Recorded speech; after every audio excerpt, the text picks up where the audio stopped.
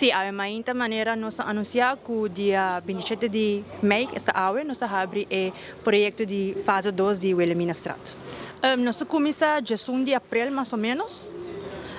E nosso projeto o trabalho dura 30 dias de trabalho. Depois, a calculação lo abre junho. Depois, nós abre a dia 27 de maio. Conta-nos um pouco tocando de projeto aqui de fase 2. Que tudo o qual que você está fazendo? Fase 2 que não a comissão de Maiteis Aruba tem na Mario Sport Shop.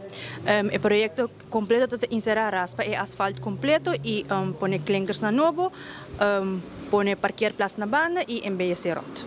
Então, tem alguma tuberia por tal que agora se cambia? O projeto fase 2 que não tem tuberia começar a cambiar e pôr novo.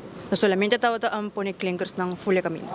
O projeto de Wilhelmina Straat lo agora continua a ter na huis veneranda, pero agora que nós temos o processo de trazer bestek para a seguinte fase não por agora assim. Mas não por vista se seguro se vai agora assim aqui, pero está em planos. E em caso aqui, tem mesmo um contratista lo sigue com nosso que trabalho para fase 3? Não, cada fase nós trabalhamos assim bestek, nós sabemos ambesteding e o contratista que ganha é ambesteding e se é contratista que vai executar o projeto. Ora para trazer projeto assim em caia, botinho tem acesso para automobilista, não? Nós vai com a parte, tem entrada com saída, com a next fase para o hora assim. Assim na mesma, vai raspa asfalto completo, põe clinkers e põe langs parqueira.